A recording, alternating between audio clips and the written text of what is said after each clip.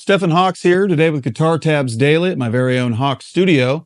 Today I'm going to be reviewing the Drunk Beaver Seattle Driver, which is based on a mid-90s pedal that I remember coming out called the Boss Power Driver, which was basically made to capitalize on the 90s Seattle grunge sound. So I'm going to be playing this with an 87 Heritage Les Paul, which somebody might have still been playing in the mid-90s, right? Matchless Independence 35, definitely weren't playing in the mid-90s. And some 68 greenbacks in a Marshall that would have been a lot cheaper in the mid-90s. So I'm going to be going over this thing. It's got the signature kind of crazy features and crazy weird sound that the Power Driver is known for. Like I said, I remember when these pedals came out, they were probably targeted at me. I would have been the 13-year-old grunge-obsessed kid that wanted a Power Driver. And when I hear this thing, it definitely has those sounds, but it just seems kind of elevated and crazier. You know, Boss pedals are great. I'm a huge fan of Boss pedals, but a lot of the Boss pedals are, you know, smoother or kind of rounder. They weren't known for having like a crazy, clear, boutique-y sound to them, which again, doesn't mean they're not great. But a lot of clones have been made of Boss pedals over the years, and what I generally find is they make more kind of visceral and useful variations that can do more. And I definitely think that the Seattle Driver kind of fits in with that. So just to go over the features, you know, they're not laid out in the most intuitive way. I mean, it's pretty much obvious what they do. But the names work out on the top. On the bottom, I don't know exactly, but the exhaust is the volume. The power is the gain. This is like a high-end octave blend in, not octave in terms of the pitch, but like the higher octave kind of sound to it. And then the fat controls basically the shape of the low end. The muscle controls, gives it kind of a mid-range booster cut. And then the air is more of the high end. So I generally find with this, you want to start out with the EQ controls at about noon because they don't start down. They basically kind of start at neutral and then you can cut and boost from wherever they go. So, you know, this is basically just kind of a normal sound.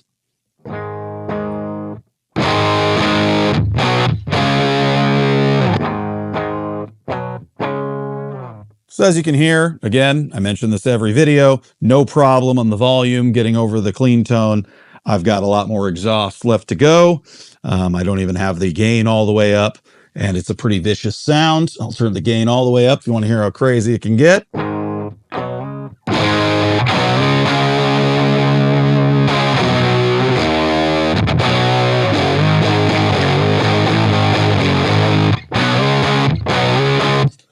And yeah, it's got kind of a cool, I mean, it's got like a power tube distortion sound, if that makes sense. Like, you know, obviously preamp tubes is what most distortion, it's like smoother, but like power amp distortion has like a crunch to it and like a power to it that's a little bit crispier and a little bit more just kind of like, whoa, like it sounds like you're pinning the amp in a different way as opposed to like going into it. It sounds like it's happening at the output stage. So yeah, I'm going to mess with some of these EQ controls. So like I said, the fat definitely, you know, just gives you more or less bass depending on what you need. So it sounds great neutral.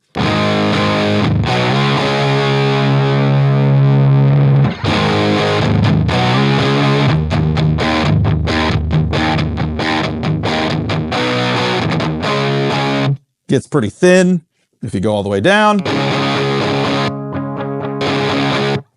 You know, again, right in the middle is pretty much neutral. But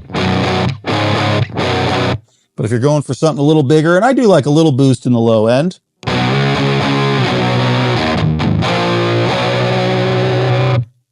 But the thing about this is that these controls start working a lot better when you use them together. So that low end on its own, maybe, maybe not. But if you get the mid-range going on the muscle knob,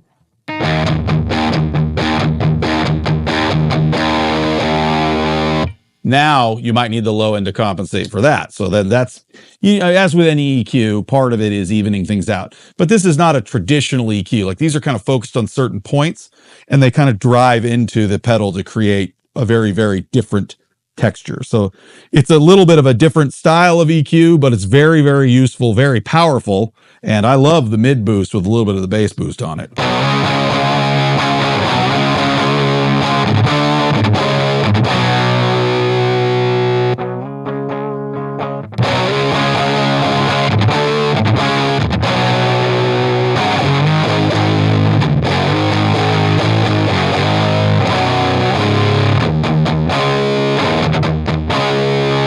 So yeah, so obviously that gives you kind of a creamier mid-rangey sound. If you want to go like fuzz, scooped, you know, more like a big muff or something.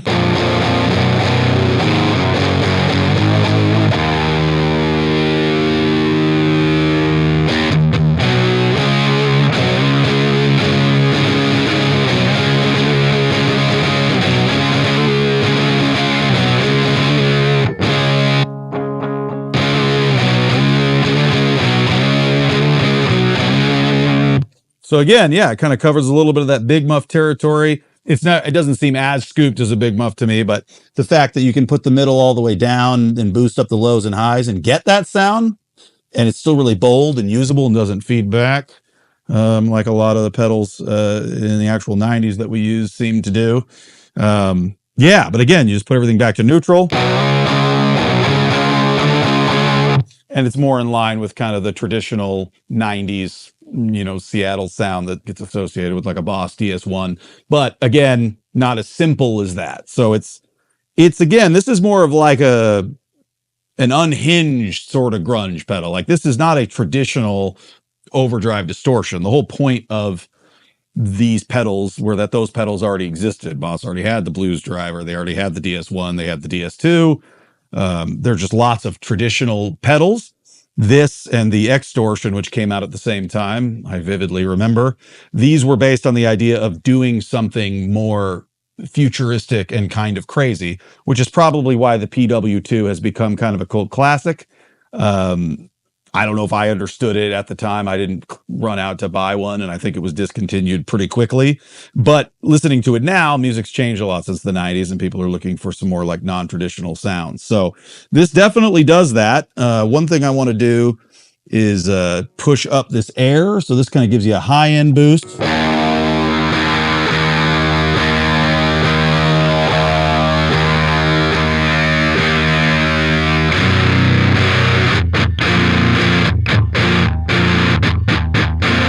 I mean, that's just a massive low end. So that's the thing, is these EQs really complement each other very well. You can just take highs and lows, scoop out all the mids, and you get exactly what you'd think you'd get, but it's still usable. It didn't become, you know, some EQs, you turn them all the way down and they just become unusably dark or something. That's not the case with this. Like, this is definitely like...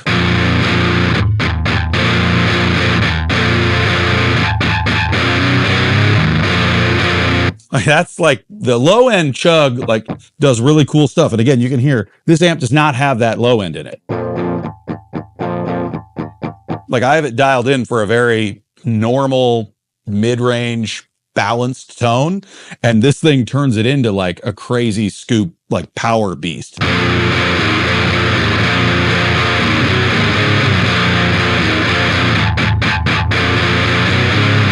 So yeah, I mean, that's pretty wild. Obviously, I generally like the mids being up more.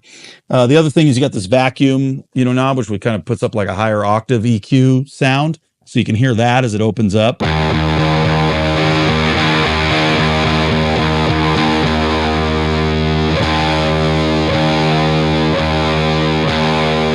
So I find you can get away with a little more of that, especially if you back off the air, even though they're not really in the same frequency range. There is a point to me where the vacuum kind of becomes really shrill, and I'm not sure exactly how you'd use it, but that's fine. I mean, that's what pedals are supposed to have, options that go really, really far. And this one, the sweet spot seems like it's kind of anywhere from zero to 3/4 of the way up, all seem to work.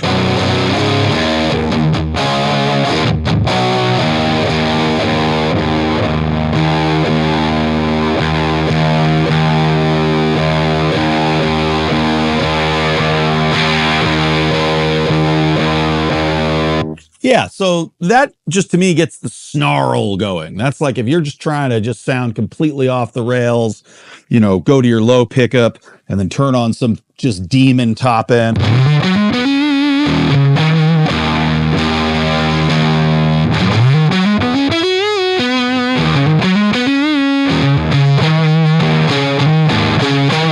Like you'll always get your like high end clank back, but I generally like it where it kind of mellows out a little bit.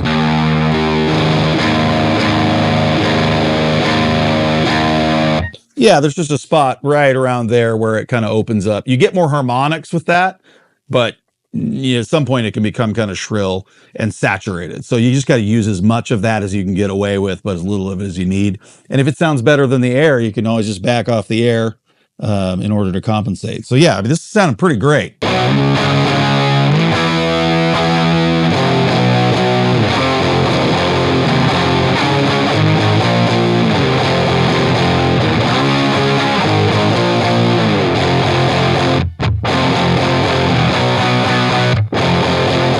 Yeah, and I kind of want even a little more mid-range. It's interesting. The air at noon, maybe.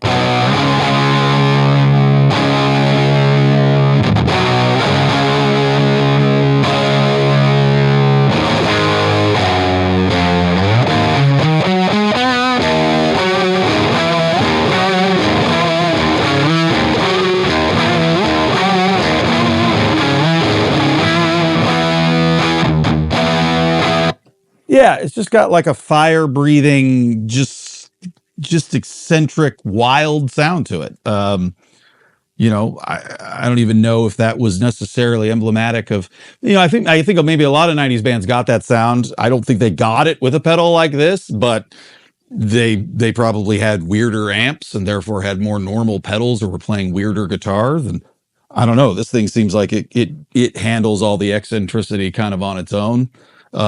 I feel like the original Power Driver has a safer sound to it. I mean, I remember what it sounds like, and just the fact that it's a Boss overdrive, they never got that crazy, in terms of like this kind of headroom and this kind of like insanity. They didn't make pedals, that many pedals that did that stuff, especially Boss didn't. So yeah, this thing just seems like. It's got really flexible controls, super powerful EQ that kind of works with the harmonics of it, gets plenty loud, real powerful, kind of unique features, and definitely like a signature sound. Like if you use one of these, you can't just use a rap pedal or something like, a tube screamer or a Boss DS1. Like they're not going to get the sound of this thing. So if you're just playing in a band and you're the crazy second guitar player kind of guy, or you're just, playing rhythms and singing, but you want to have kind of a cool sound because you're not playing the craziest stuff. You're just the guy covering the power chords.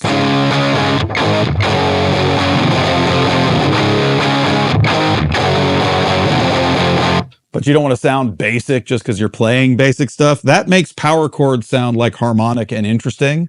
And then if you're going to be the guy doing the weird kind of crazy leads over the guy with the power chords that maybe do sound a little more basic, this thing's just got all the character you need.